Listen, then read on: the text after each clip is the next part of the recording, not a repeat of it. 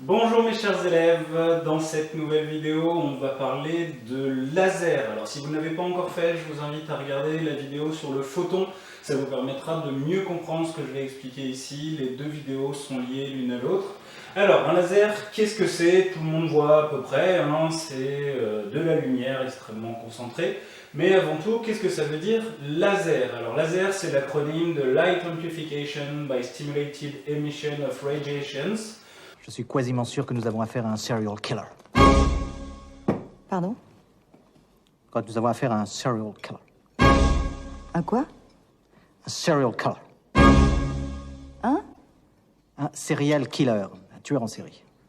Ah, serial killer. De façon plus claire, émission de lumière par émission stimulée de radiation. Alors comment ça marche? C'est basé sur le principe de l'émission stimulée de photons que je présente en fin de vidéo sur le photon, donc je n'y reviens pas ici.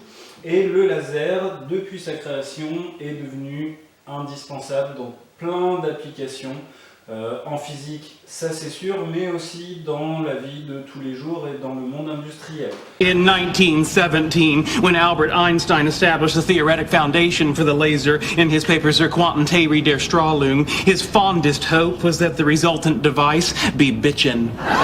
Alors, quelles sont les propriétés si intéressantes du laser? La première propriété, c'est qu'il va être directionnel, c'est-à-dire qu'on a un faisceau qui va être très fin et dans la même direction, tous les photons du laser se dirigent dans la même direction. Ça nous sert de pointeur. Vous avez dû voir déjà dans des conférences ce genre de choses. On utilise un pointeur laser pour montrer à distance les choses. Ça permet d'être vraiment très précis dans ce qu'on montre. On a aussi utilisé ce principe-là pour mesurer la distance Terre-Lune. Let me explain what we're doing here. In 1969, the astronauts on Apollo 11 positioned reflectors on the surface of the moon, and we're going to shoot a laser off one of them and let the light bounce back into this photomultiplier. Oh, that's very cool. En regardant le temps de propagation de ce faisceau, on arrive à mesurer avec une grande précision la distance Terre-Lune. C'est comme ça qu'on a amélioré la qualité de cette précision. Donc ça, c'est pour la partie directionnelle. L'autre propriété de notre laser, c'est qu'il est monochromatique. Ça signifie quoi, monochromatique? Tous les photons qu'il constitue ont la même longueur d'onde. On n'a pas, comme la lumière blanche, plein de longueurs d'onde dans le spectre. On va avoir juste une seule longueur d'onde. Ce côté monochromatique va rendre la source extrêmement cohérente. Alors ça veut dire quoi? Ça veut dire que ça devient très facile de faire des belles figures d'interférences avec. Alors je ne rentre pas dans les détails pour les interférences, ça fera l'objet d'une autre vidéo. Ces phénomènes interférentiels vont servir notamment à mesurer des objets de petite taille, à faire des mesures assez précises dès qu'on va dans des univers très petits. Une dernière propriété qui n'est pas la moindre, ça va être que le faisceau laser est extrêmement concentré en énergie. Alors on dit souvent qu'un laser ça a beaucoup d'énergie. Si on dit juste ça comme ça, c'est pas forcément vrai. Si vous prenez les lasers qu'on a au laboratoire, qui restent dangereux pour la rétine, sont des lasers aux alentours de 1 milliwatt. Si vous comparez ça à une ampoule de plafond, qui est aux alentours de 20, 30, 40 watts, le laser a l'air ridicule. On est sur du 30 000 fois plus faible. Par contre, ce qui va changer, c'est la surface. Le laser, toute l'énergie est concentrée sur une faible surface. Ça va donc faire une forte densité énergétique. On a vraiment une grosse densité d'énergie et ça, on va pouvoir l'utiliser pour plein d'applications. On va l'utiliser pour ce qui va être opération des yeux. On va servir du laser pour découper la cornée, le cristallin, par exemple, pour l'opération de la myopie. On va aussi utiliser ça dans l'industrie pour tout ce qui va être découpage de plaques de tôle ou faire de la microgravure en utilisant le laser. L'énergie étant tellement concentrée, on va pouvoir faire fondre le métal et ainsi découper des plaques de tôle.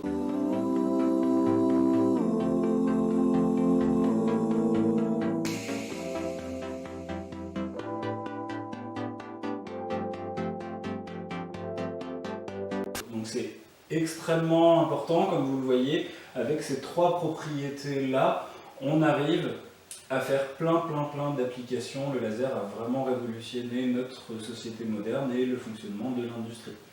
Ce qu'on va voir maintenant, c'est comment fonctionne le laser et essayer de comprendre un peu mieux comment on fait pour obtenir une lumière directionnelle, monochromatique et fortement concentrée en énergie.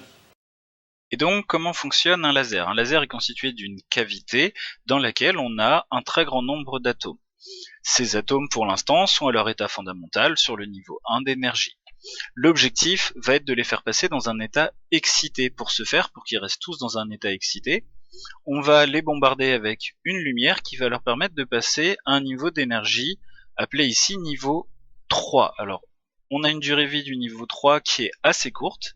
Ce qui se passe, c'est que les atomes vont spontanément redescendre très rapidement au niveau 2 et rester quasiment tous au niveau 2. Donc j'augmente ici l'intensité de ma lampe du pompage optique, et on observe quoi? Quasiment tous mes atomes au milieu, vous le voyez aussi à droite ici, sont sur le niveau 2 dans un état excité. Le pompage optique fait passer les atomes au niveau 3, ils vont passer spontanément au niveau 2. Alors j'enlève les photons bleus pour que ce soit plus visuel.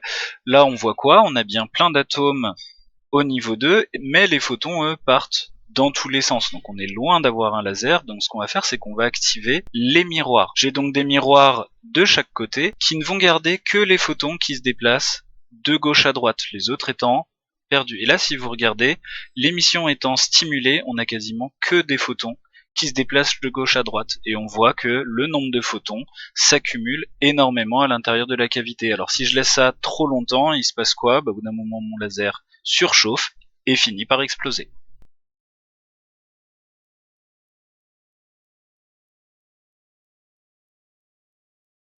Pour que ça fonctionne, il va donc falloir faire la même chose, mais cette fois, l'un des deux miroirs aura pas une réflectivité de 100%. Il va réfléchir que 85% des photons qui passent. Et on observe quoi? L'effet laser augmente progressivement. J'ai une puissance de sortie du laser qui devient non nulle. Si vous regardez, tous les photons qui sortent de mon laser se déplacent parfaitement dans le même sens et sont parfaitement à la même longueur d'onde. On a donc bien un laser qui va émettre des photons directionnels, tous dans la même direction, et cohérents, c'est-à-dire qu'ils ont tous la même longueur d'onde.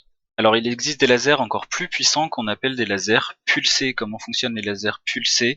En fait, le miroir n'a pas une réflectivité constante, il va accumuler les photons à l'intérieur, et à partir du moment où il y a suffisamment de photons accumulés, sa réflectivité passe à 0 pour laisser sortir tous les photons. Il laisse s'accumuler des photons, comme vous le voyez là, l'énergie augmente progressivement, et dès que l'énergie accumulée est suffisante, la réflectivité va de nouveau retomber à 0 pour laisser sortir tous les photons. Ça permet vraiment d'avoir une énergie extrêmement concentrée, mais on n'émet pas de façon continue, on parle vraiment de laser pulsé.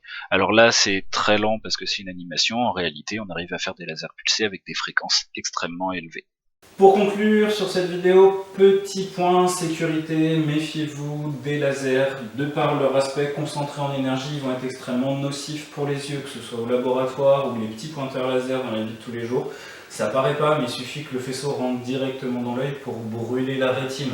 On est en train de se protéger des rayonnements bleus qui sont déjà assez dangereux. Les lasers, ça n'a rien à voir, c'est bien plus dangereux que ça. Donc faites attention si vous jouez avec des lasers, surtout ne pas viser les yeux. Certains trouvent ça rigolo, ça ne l'est clairement pas parce que la rétine, une fois qu'elle est abîmée, elle ne se régénère pas et donc ça veut dire perdre une grosse partie de sa vision, voire devenir complètement aveugle. Donc faites bien attention à ça.